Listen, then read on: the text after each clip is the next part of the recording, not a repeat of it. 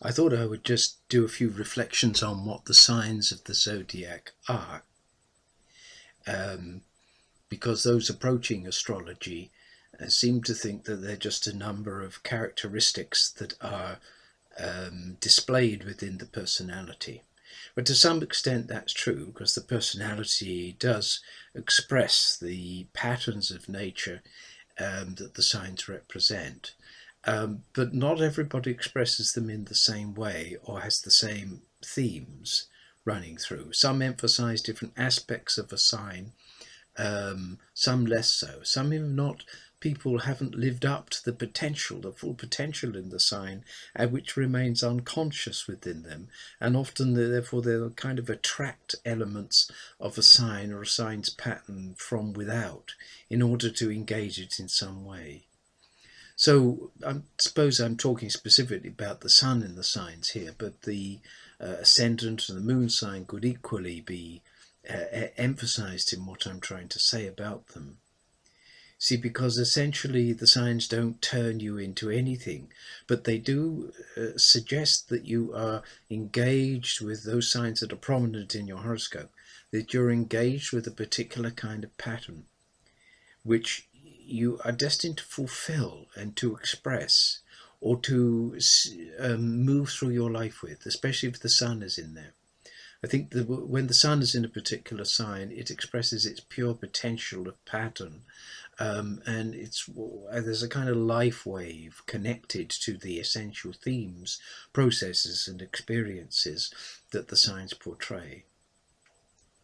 I think a good description of the signs is what Dane Rudyard called the seasonal moods, as if the sun moves through each season and there's a kind of colour relating to them, a sense of potential in them. Things in nature are brought to life through them and then they pass away. And so there's 12 signs in all, meaning there are these kind of 12 phases. Roger believed that when a sun was in the sign, there was a special, essential gift that is given to an individual that takes its place within the whole, and that one's life, to a certain extent, is narrowed, or narrowed perhaps is the wrong word, um, contained within a form or a structure that doesn't get beyond itself, that it moves through the substance and expression and experiences, motivations, and impulses of a sign's potential. And so I think it's important to understand that the signs are essential patterns and that we give form to them according to our relationship, our conscious relationship with the signs. Even if we don't have a conscious relationship with the sign itself in terms of astrology, we will in some way encounter the pattern and potentials of the sign as we live them out through our lives. Of course, the planet in a sign will tell you what particular impulse or motivational element is used. From the planet will use the sign to make itself known or to clothe itself, as it were. But the signs essentially are patterns of development as well as modes of perception, lenses, if you like, through which we look out into the world. This is never more the case when the sign is on the ascendant. It's as if we're looking out through a picture, kind of a window on the world, or that we, the perceptions that we take in, perhaps through our sight, but all senses really, because the ascendant represents essentially the body, or the body coming into existence, and the relation of oneself to the material world outside the womb. It's the place of initiations and new starts, and it's how we birth ourselves in every moment. So therefore it has a sense of personality presentation to it. Not the persona as such, which is more related, I think, to the 10th house and sometimes the moon. Moon is how we adapt to society, how we adapt emotionally to things. It's a natural thing that we do. And the 10th house has to do with the perceptions of what people project on us, how our expression of ourselves in the world comes across. We could say it's our professional place.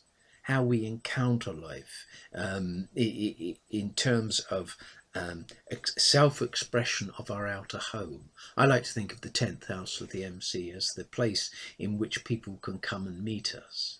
And that's usually through a professional persona of some kind. We're a teacher, we're an astrologer, we're a psychotherapist, we're this or we're that. And so many people will see initially the sign on the cusp of the 10th, whereas the sign on the cusp of the first, the ascendant, is something to do with how we promote and project our own personality. Of course, the ruler of the ascendant of the sign will modify it, but essentially, the sign on the ascendant has to do with how we navigate our way through the immediate experiences of life.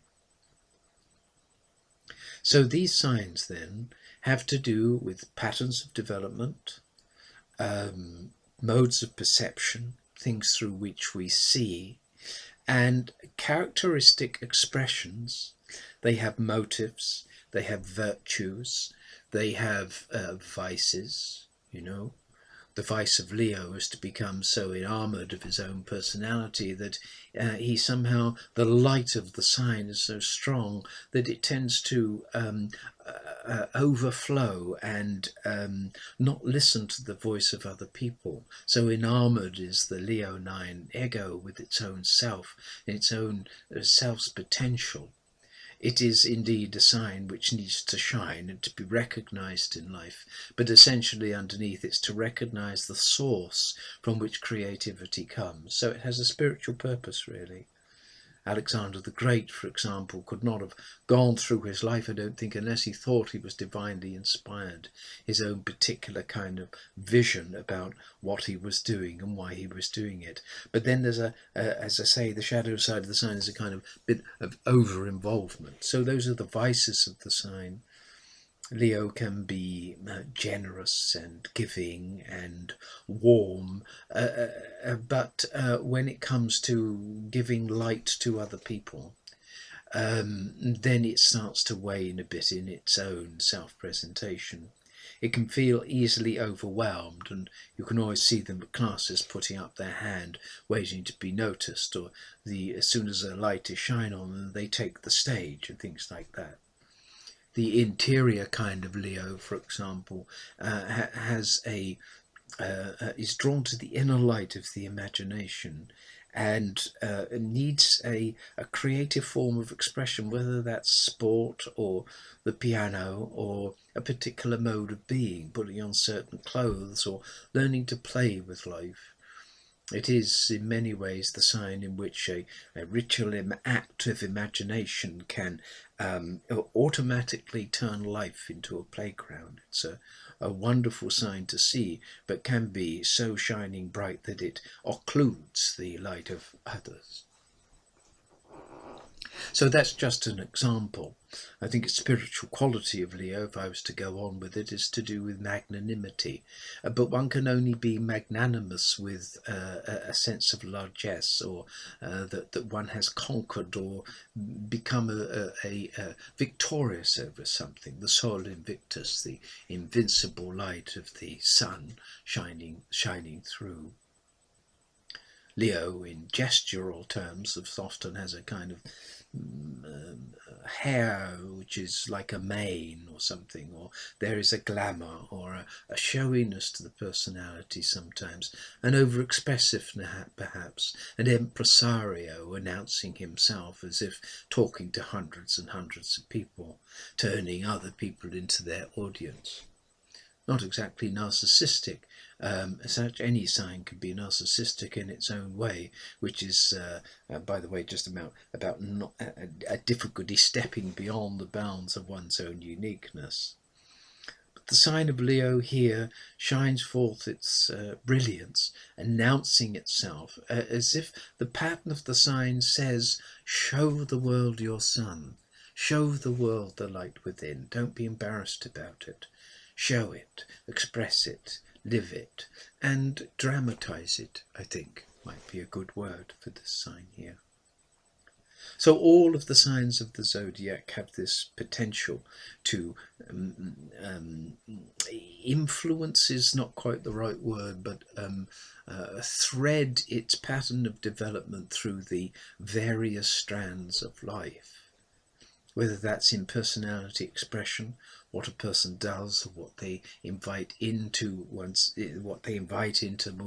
their life, or how they see life, or how they react to life, which would of course be the moon sign. So therefore, the signs need to be seen as this circle of patterns of nature, which then people born into them are destined to express in one form, one level, or one way or another.